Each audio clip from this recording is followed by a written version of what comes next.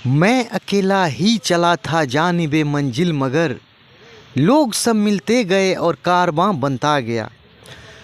जैसा कि बिहार के लोक शिक्षकों से संबंधित मामला पटना हाई कोर्ट में पेंडिंग है और कल 1 अप्रैल 2024 को पटना हाई कोर्ट में सुनवाई होने वाला है, जिसका सीरियल नंबर 76 है।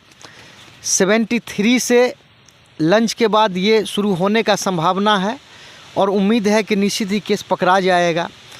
तो इसी के मद्देनज़र कुछ लोक शिक्षक और भी हमारे साथ हैं जो अभी तक जिस परिस्थितियों का सामना करके आगे बढ़ा गया है और आगे क्या चुनौती है, उस चुनौती का कैसे सामना करना है, उस पर विचार रखने के लिए मौजूद हैं। तो मैं चाहूँगा बारी बारी से विचार रखेंगे।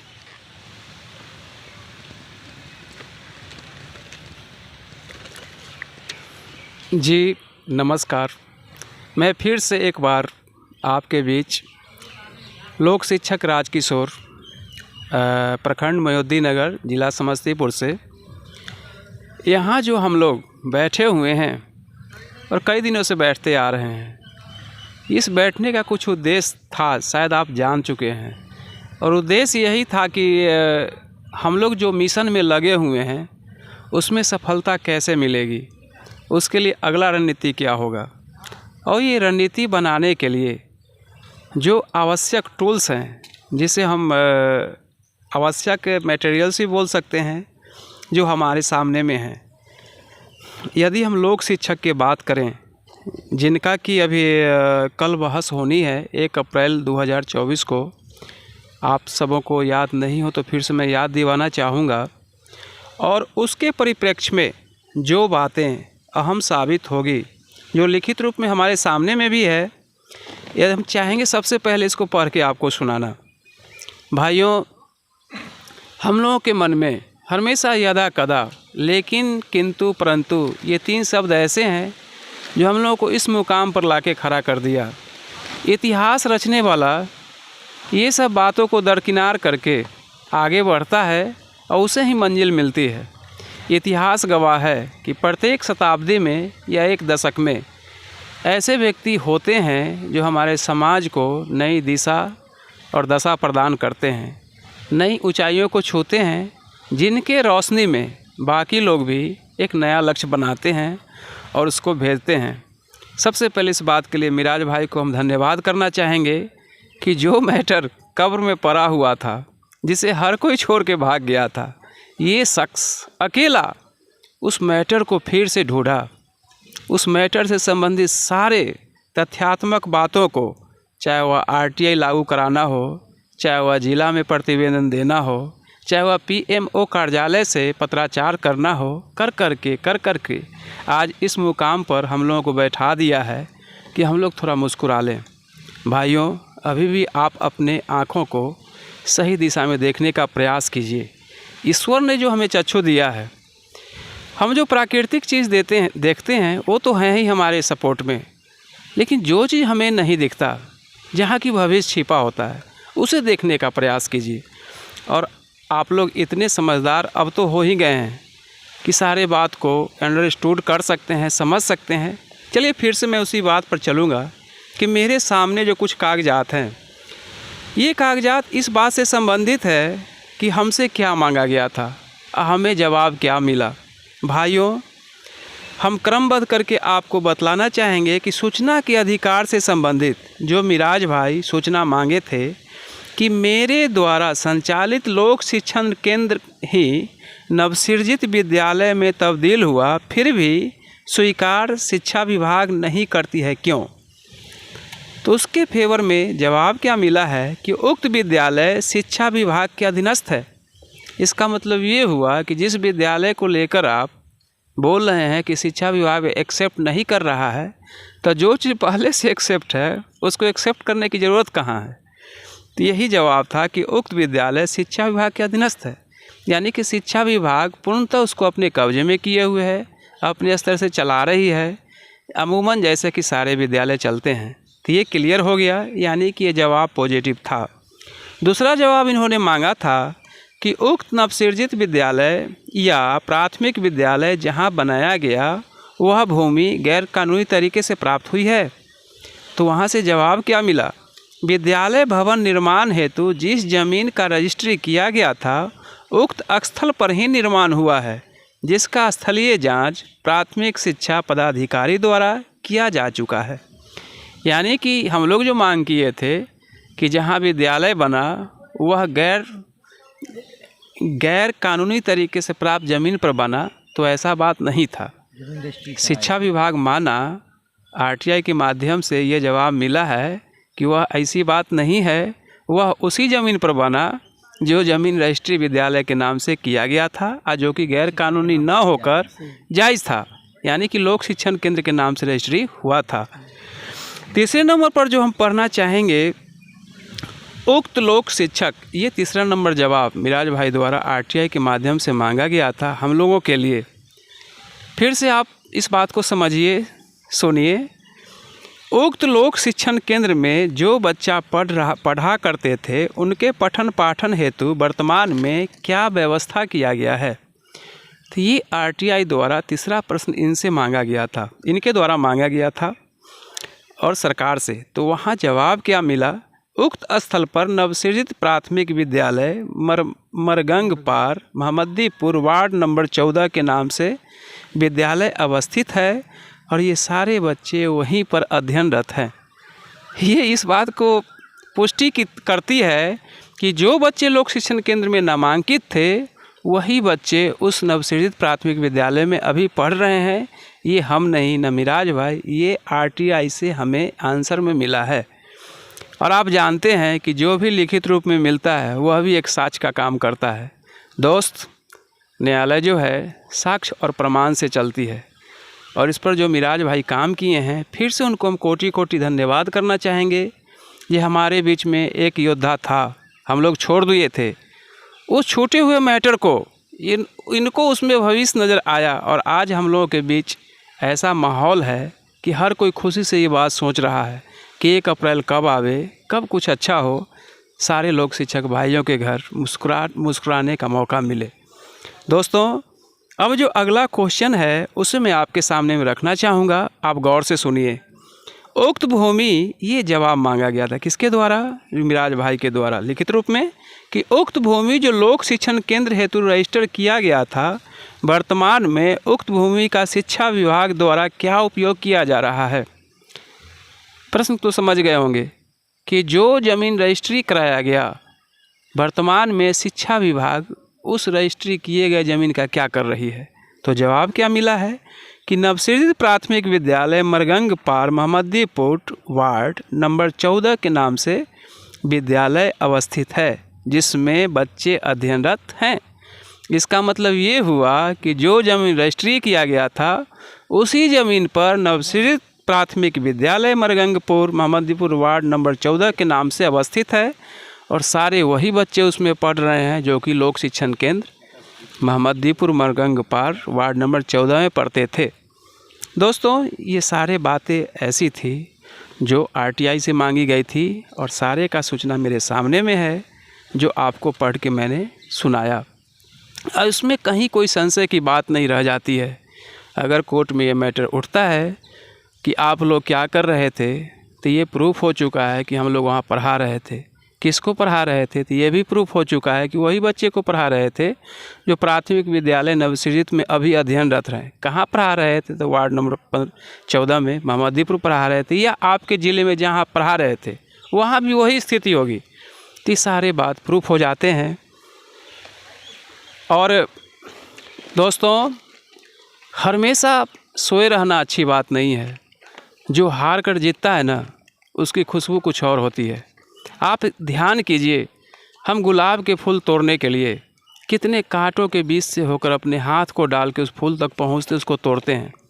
यह भी दिमाग में रखना चाहिए कि कमल जो कीचड़ में खिलता है, कीचड़ में कमल खिलता है, कांटों में गुलाब खिलता है। मतलब ये हुआ कि जो व्यक्ति का जीवन में संघर्ष आया ही नहीं, उसका व्यक्तित्व कुछ भी नहीं रह जाता है। हम लोग 16 साल से भले आप सहयोग न दे रहे हों, लेकिन कुछ आदमी थे जो लगातार संघर्ष करते रहे और आपको भी कहने का मौका मिलेगा समाज में कि ऐसा नहीं, हमारा संघ टूटा नहीं था, आज भी संघर्षरत है और एक मुकाम की ओर लक्षित है। दोस्तों जागिए फिर से, है ना। और इस पावन पर्व हम लोगों के लिए एक्चुअली में यही महापर्व है। हम लोगों को जो काम चल रहा है कोर्ट में, अगर भगवान चाहा हम लोगों के फेवर में अगर कुछ होता है तो इससे बड़ा पर्व हमारे लिए कुछ भी नहीं है। हमारे बाल बच्चे हैं, हमारा सोसाइटी है, गिरा हुआ मनोबल फिर से ठहरा होगा। हम अच्छा सोच सकते हैं, अच्छा कर सकते हैं और अच्छा थे इसको हम प्रूव भी कर सकते हैं। हम लोग न कभी अलग थे, न आज अलग हैं, और कल ऑर्डर हो भी जाता है फिर भी हम लोग टूटेंगे नहीं, एक संग बनाकर रहेंगे। और आगे का कार्यक्रम क्या होगा, आइए दोस्तों कुछ और भी कागजात मेरे सामने में है, उसको भी मैं रखना चाहूँगा। तो ये कागजात है क्या, पहले ये समझना जरूरी है, क्यों मैं रखना चाहूँगा। तो ये जो कागजात है ना, जिला शिक्षा पदाधिकारी, कोई भी ज़िला मान लीजिए समस्तीपुर, तो वहाँ की स्थापना जो होती है, स्थापना एक मेन फंक्शन में था सर्व शिक्षा अभियान में, जिसके द्वारा हम लोग गाइडेड हो रहे थे। तो ये समस्तीपुर जिला शिक्षा पदाधिकारी स्थापना द्वारा लिखित है, प्रेषित है, पत्रांक दिख रहा है, प्रेषक भी दिख रहा है, जिला कार्यक्रम पदाधिकारी स्थापना सेवा में जिलाधिकारी समस्तीपुर के नाम से जो लिखा गया है 16/3/2017 को। विषय था प्रशासनिक सुधार एवं लोक शिकायत विभाग, भारत सरकार से प्राप्त जन शिकायत मामलों के तुरंत निष्पादन के संबंध में। प्रसंग ये था कि भवदीय पत्रांक कितना, दिनांक कितना, महा से उपयुक्त विषयक प्रासंगिक पत्र के संबंध में साधारण अंकित करना है कि परिवादी बैद्यनाथ पासवान पिता स्वर्गीय राम सागर पासवान के द्वारा प्राप्त परिवाद पत्र से संबंधित तथ्य निम्नवत है। यानी कि बैजनाथ भाई जो आपके अभी वर्तमान में लोक शिक्षक संघ के सचिव हैं, उन्होंने उनके नाम से ये चिट्ठी जो है निर्गत किया गया था कि वो चाहते क्या हैं। पहला में है पारा में, श्री बैजनाथ पासवान लोक शिक्षक के रूप में लोक शिक्षा केंद्र ग्राम पंचायत राज बोचहा प्रखंड विद्यापतिगढ़ में कार्य किए हैं। अब ये स्थापना लिख के दे रहा है कि वह जो व्यक्ति मांग कर रहा है कि हम लोक शिक्षक हैं कि नहीं, तो वह लिख के क्या दिया कि नहीं, ये लोक शिक्षक है और लोक शिक्षण केंद्र अपने ही जगह पर वह कार्य कर रहा है। ये पहला है पैराग्राफ। दूसरे पॉइंट पे आइए, दूसरा बिंदु पर हम आएंगे। एक विशेष अभियान के तहत सर्व शिक्षा अभियान के माध्यम से यह कार्यक्रम चलाया गया था। आप सभी जानते हैं SSA सर्व शिक्षा अभियान था ये, जिसमें हम लोग शामिल थे, जिसे राज्य सरकार द्वारा वर्ष 2006 में बंद कर दिया जाता है। ये भी बात सही है कि हम लोग 2003 में आए थे, 2006 में विदाई भी ले लिए। तीसरा में क्या है, विभागीय नियमानुसार प्रत्येक 1 किलोमीटर की दूरी पर प्राथमिक विद्यालय का स्थापना के उद्देश्य से नवसृजित प्राथमिक विद्यालय खोला गया। अब जरा सोचिए, 1 किलोमीटर के दूरी पर विभागीय नियमानुसार नए यानी कि नवसृजित प्राथमिक विद्यालय की स्थापना की गई। ये वही बात है जो लोक शिक्षण केंद्र के बारे में है, यानी हम ही लोग जहाँ पढ़ाते थे उसी को नवसृजित विद्यालय बनाया गया। ये हम नहीं बोल रहे हैं, ये स्थापना द्वारा स्वीकार किया गया है। जिला कार्यक्रम पदाधिकारी स्थापना जो जिलाधिकारी समस्तीपुर को प्रेषित किया है, ये हम क्या करवा रहे हैं जिला में, तो भाई ये करवा रहे हैं, लोक शिक्षण केंद्र चलवा रहे हैं, और उसी का सूचना हम दूसरा बोले थे। आइए, तो ये तो हो गया कि 1 किलोमीटर की दूरी पर प्राथमिक विद्यालय का स्थापना नियमानुसार किया गया था तथा कहीं कहीं लोक शिक्षण केंद्र के रूप में पूर्व में संचालित स्थल पर भूमि उपलब्ध रहने पर नवसृजित प्राथमिक विद्यालय खोला गया। ये बोला कि कहीं कहीं लोक शिक्षण केंद्र जो चल रहा था, यानी कि जहाँ जहाँ भी चल रहा था, और जिन्होंने भी भूमि दान दिया उस सारे भूमि पर नवसृजित प्राथमिक विद्यालय खोला गया। ये हम नहीं कर रहे हैं, स्थापना लिखित में दी है, जिसमें शिक्षक नियोजन भी किया गया है 2006-07 में। चौथा नंबर पॉइंट ये है दोस्तों, जो प्रमाण हमने पढ़ा पिछले बैठक जब हम लोग कर रहे थे, तो उसका डिटेल्स हम लोग ये चीज़ का नहीं दे पाए थे, और जो उस बैठक में डिटेल्स में दिए थे, ज़रा सोचिए, हमारे सामने हम लोगों के पक्ष में सारे सबूत इकट्ठे कर लिए गए हैं।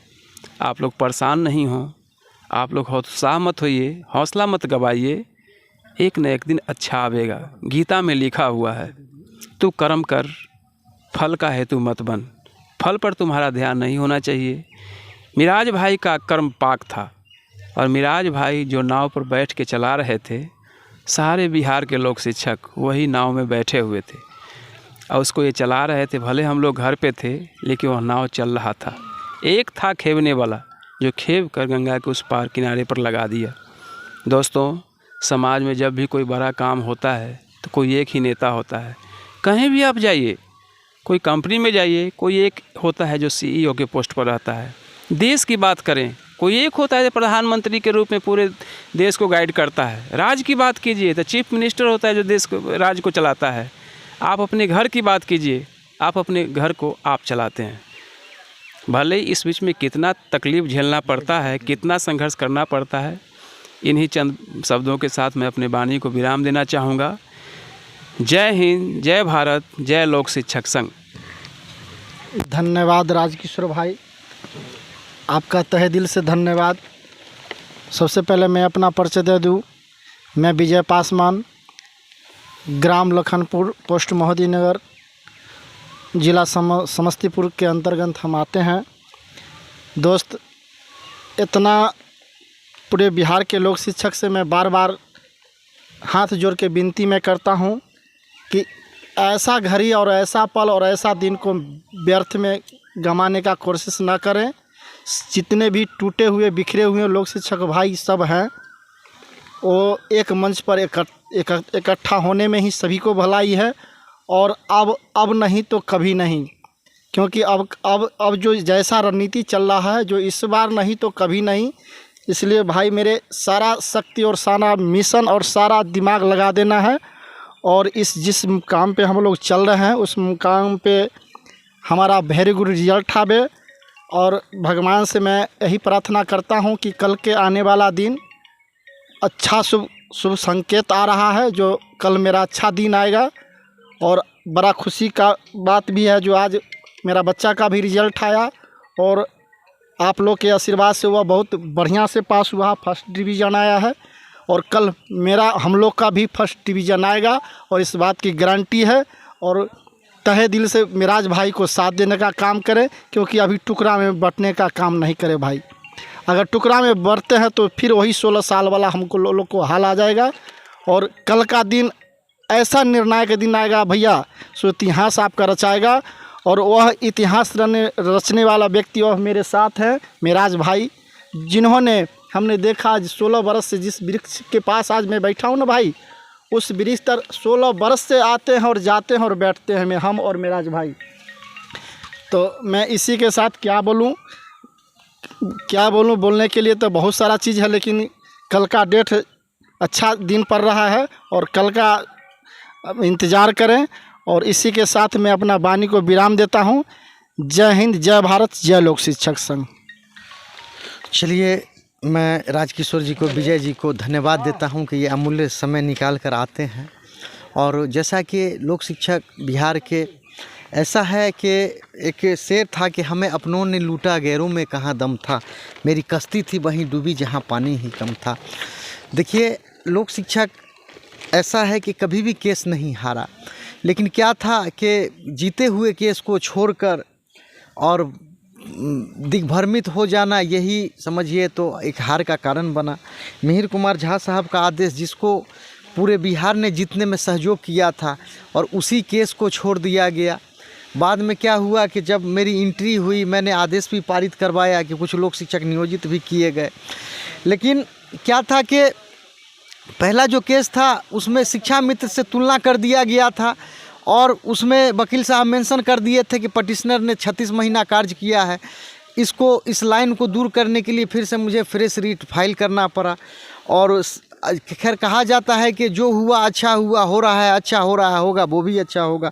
तो ये जो रीट है CWJC 7281/2019, इसमें सारे सबूत को लगाया गया है और ये सबूत हमारे आपके बेगुनाही को सबूत को साबित करने के लिए काफ़ी है।